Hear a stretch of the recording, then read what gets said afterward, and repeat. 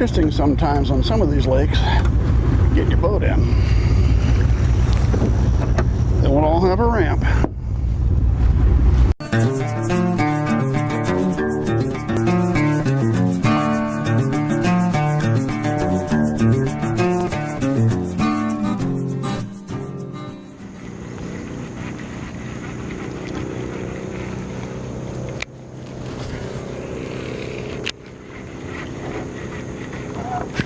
There we go. That one feels a little bit better.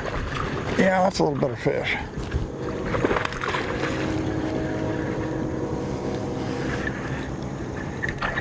This is what we came for, not the dinks.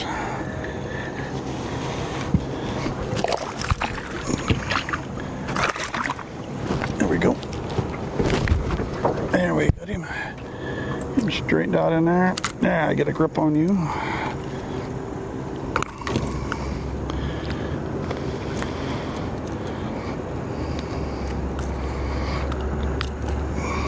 Come on, get up that last hook.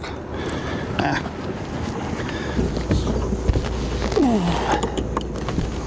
We'll get him, guys. Well, it popped right out. There we go. All right. That's fish anyway, as far as I'm concerned. Guys, while we're working with squarebills here, while we talk. Oh, there we go. Hang on. Oh, and he threw that right out. Man, that was a decent fish right there. And he tossed it. I hate it when they come out of the water. I mean, it looks pretty when they come out of the water, but that is a lot of times where you lose them. And that's where we lost this one. We'll go back, see if we can find some more. As I was starting to say, seeing as how we're working with squarebills here, let's talk a little bit about them. The thing you need to keep in mind, oops, let's pull the weed out of that. A lot of times the size of the squarebill you're buying, there we go, there's another one. Hang on.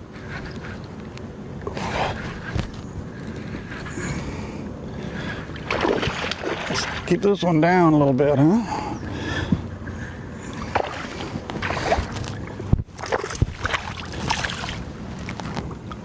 There we go. I'm going to get to this point, my point that I'm talking about here in a minute. Yeah, trying to keep them hooks out of me. There we go.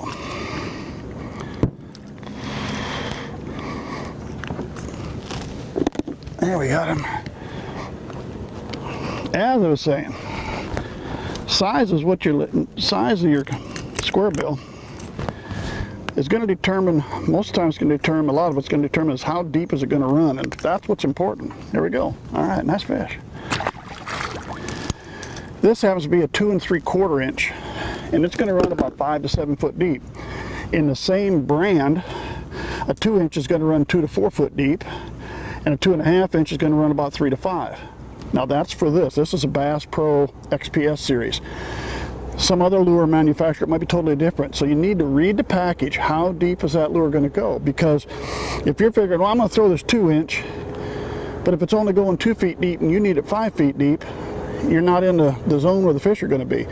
So what you got to decide is how deep are you fishing, where you want to go, and then the size of the crankbait is going to determine how you're going to get down to where those fish are.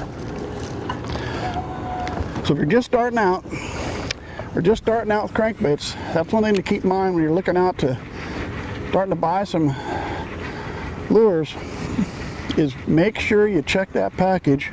How deep is that lure going to go? Because if you don't know how deep it's going, it's not going to do you a whole lot of good. It's going to be luck is what it's going to amount to. So check the packages close. See what you're getting for depth.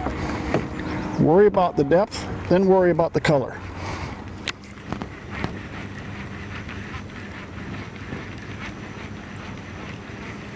There we go, right here, on here. Oh, that's a little better fish. He was out here a ways. There we go. There we go. You felt a little better. Maybe that's because he's out in deeper water, huh? All right. There we go. Not a bad fish. Pound a quarter, I guess. It's not. It's better than the 2 dinks I started the day with. That's for sure.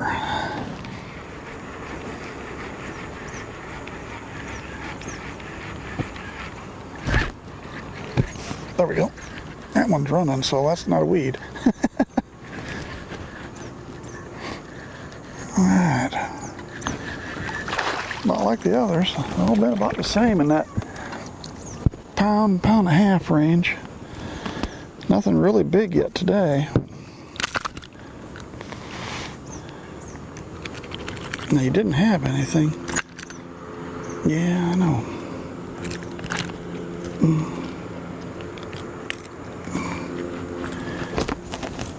There we go. Those 2 hooks in you are your fault. They weren't in you until you flopped around.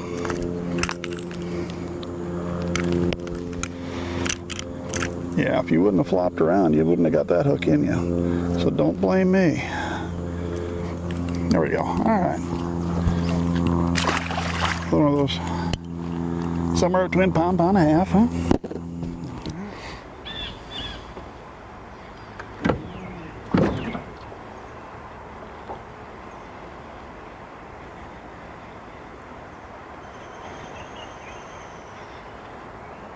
There we go. Found one with a jig. He was down there a ways.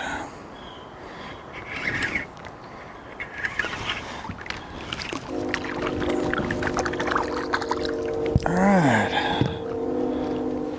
Well, might be a little bit bigger than the other ones, but then again, they always say the jig catches bigger fish, right? Alright, there we go, guys. On the jig. It's a chopless brush head, weedless jig. It's got a havoc craw trailer and a June bug color. Let's see if we can find a few more. Let's talk about jigs. About 3 weeks ago, I'd be the last guy to talk to you about fishing with a jig. I had probably caught 1 bass my entire life with a jig, and that was probably by accident. I had 0 confidence fishing with a jig. The only knowledge I had is what I watched on YouTube like everybody else, right? But about 3 weeks ago, Bob and I were fishing in this lake, and you know what? It's right about in this spot. And for whatever reason, I pulled out and put on a jig. And I even said at the time, I've got no confidence in this, I'm no good at it. And the first cast out, I picked up a fish. A couple casts later, I picked up another one. Then I gave Bob a jig, because he didn't even have one, because he'd never fished them. And he picked up one. Since then, I don't know, I've probably picked up 15 or 20 fish with a jig. Doesn't make me an expert, but there we go, means, oh, and he threw it, and that was a nice fish, doggone it. As I was about to say, does not make me a expert by any means, but I thought I'd tell you how we're fishing them. A lot of guys I know are bouncing a jig off the bottom, the gravel and the rocks and stuff like that. We don't have that here. We've got a lot of vegetation, and then it drops off to, you know, real deep, 17 foot, and probably a sandy bottom. The fish here are kind of in that vegetation area, so you could almost say, there we go, we're swimming it back, because we're not letting it hit the bottom. We're just taking it down a ways, and then I'm still doing the up and down pumping motion that anybody else would do if they're working the bottom, only as I'm not letting it get way down in that vegetation. All right, littler one. So what Bob and I have been doing is cast it out, try to get it to the edge of the vegetation area, let it sink a ways, and then give it that up and down motion that most guys are doing when they're bouncing off the bottom. Only what we're doing is trying to keep it just on the edge of the vegetation where the fish can still see it. If we let it go too far, it gets buried so far down in there, they can't find it. So you could kind of say we're swimming it back, but I'm still giving that up and down bounce. I'm giving a little twitch on the up and down. A lot of times your hits are just like when the other guys are fishing it, your hits are coming on the drop. So I'm trying to keep the drop on a semi-tight line, enough I can feel, enough I can see what's going down, because that's usually where your hit is going to occur. So that's how I fish a jig. And I don't know, like I said, a few weeks ago, I'd never told you about that because I wasn't doing it. But today I'll fish them. And I've got a whole lot more confidence in jig fishing now than I had just a few weeks ago. So the key is, give something new a try.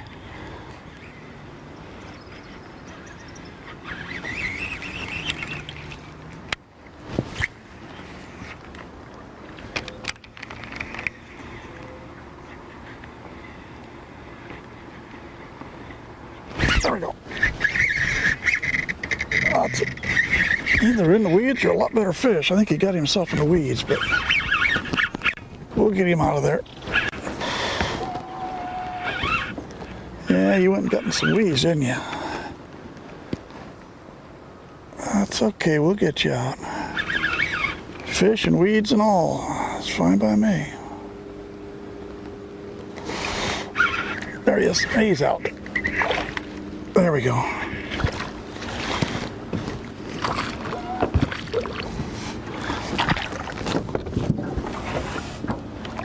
Yeah, come in. There we go. Alright, I got him out of the weeds. He got down in there. Had a little tough to get him out. Alright, a little bit nicer. Boy, you put that weed right through you. You jacked it right in there, didn't you? Fine. Nice fish.